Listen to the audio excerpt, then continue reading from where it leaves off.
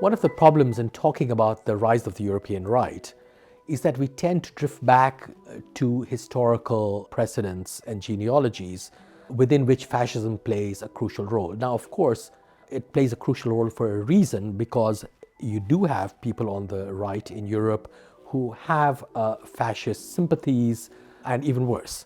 But in a way, this is not probably the right way of thinking about it. In fact, what I find interesting is how the language of European fascism from the 1930s and 40s has been exported globally and is meant to explain everything. So Timothy Snyder, for instance, thought that the Trump administration would give rise to fascism. And now he thinks that this is happening in Eastern Europe as well. Well, can this moment of European history, hugely important and extraordinarily violent, really define and describe everything? I don't think so. I think when you look more closely at the European right, and of course there are many variants of it, what you see that is interesting about it is that it has taken on the language of the former colonial subjects of these European countries. And I find that utterly fascinating.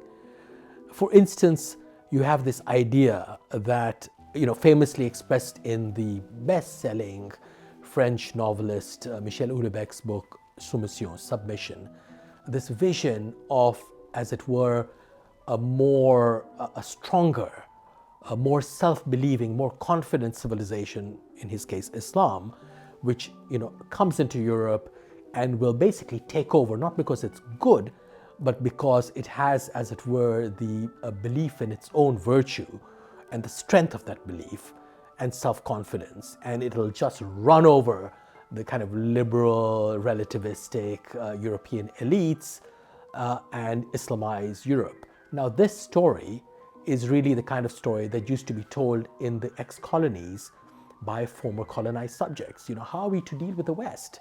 Europe is a stronger civilization, not just technologically, but maybe culturally. It's going to take us over. We need to somehow figure out how to create a modus vivendi. So what you have is a colonial story coming back to the metropolis, to Europe. That's one way in which this happens. But there are other ways as well. There's the largely American, but now increasingly European story of the Great Replacement, that white people are going to be made a minority in their own countries.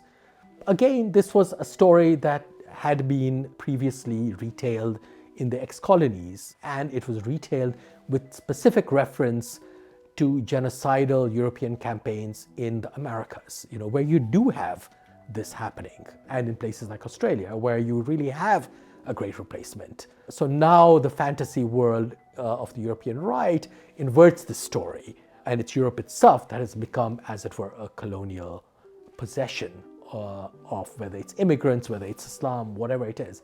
So I think that really, it's a kind of unadmitted grappling with the history of empire that is really informing the discourse and the narrative of the European right, and not really the story of fascism or even communism. And that's why immigrants are at the center of it, precisely because they represent that moment of empire. Now, what else is going on here? A specifically, fascinating, indeed crucial aspect of this, if you will, post-colonial story in Europe is the fact that so many parties on the right have dedicated themselves to achieving or re-achieving the independence of their countries.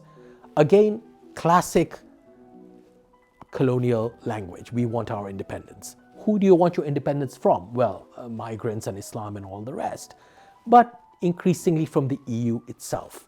And I think this really is important because, as the sociologist Olivier Roy has argued, a lot of this culture war language on the right really has to do not with immigration. It has to do with the fact that the EU has destroyed the sovereignties of European states. They have willingly entered into a federal structure by getting rid of their currencies, their separate currencies, and indeed by, as it were, placing their armed forces under more sort of joint forms of command. They no longer have that form of sovereignty, which was often exercised against their neighbors, let us remember, to sustain their sense of themselves and their independence. So in this context, how do you remake what national identity is if you don't really have sovereignty of an old-fashioned kind? Well, you can do it culturally, you can do it against immigrants, but in the end, you do it against the EU itself. You need to reclaim sovereignty in some way. Now, this, of course, is particularly true in the European right. Perhaps ironically, given the fact that Britain was never really part of the EU, Britain has set the precedent here through Brexit. But even in Britain, you have at least two versions of what used to be only colonial concerns, independence movements. You have UKIP, the UK Independence Party, which was really crucial in the run-up to Brexit until it was gazumped by the Tories, by the Conservative Party. And that, of course, wants real old-fashioned sovereignty, our currency back, defenses back, our army, etc., all of that stuff. And then on the other side, in Britain, you have Scottish nationalism, the SNP, which wants its own independence, but its independence is of the EU kind. It's an independence that is cultural and that is civic, and that's not about having your own currency. In fact, they don't want their own currency. So even in a single country like Britain, you have these alternative visions of independence, both arguably taken from the world of empire and post-colonialism. So where does race really come into this story? It's there, but it's there in a very kind of colonial way, as I've argued.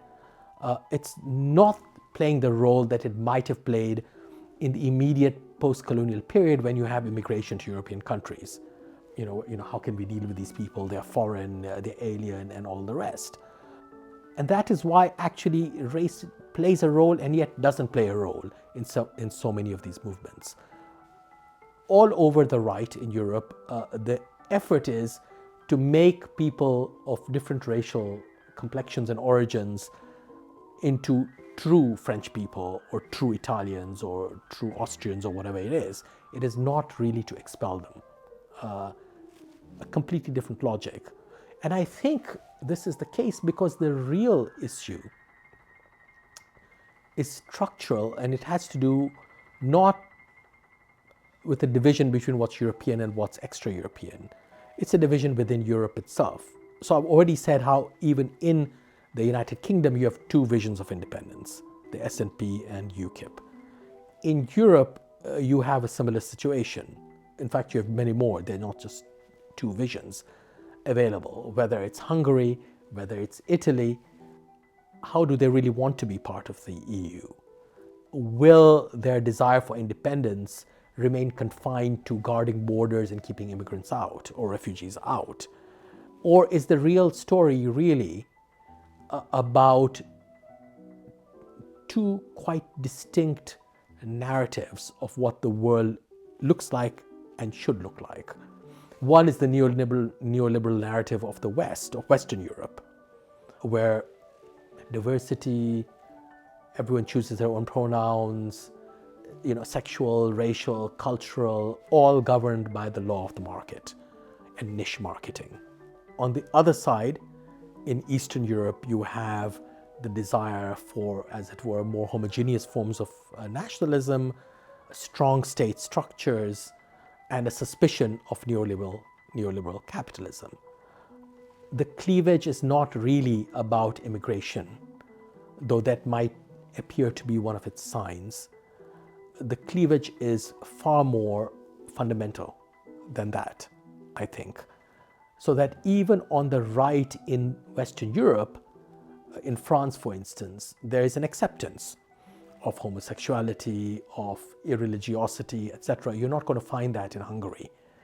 In that sense, Hungary and Poland are much more like Russia, which is supposedly on the other side of Europe, than they are like France or Germany, to say nothing of Britain. Now, I think what we are seeing here is, if you will, a choice between two political forms.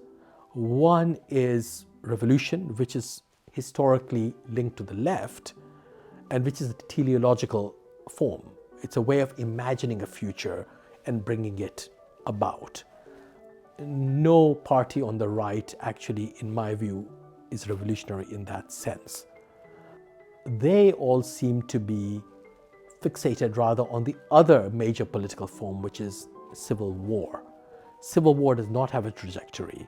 It is meant to be something, or it is often seen as being a situation which is somehow always lying in abeyance, which is lying in wait, which can come up at any moment.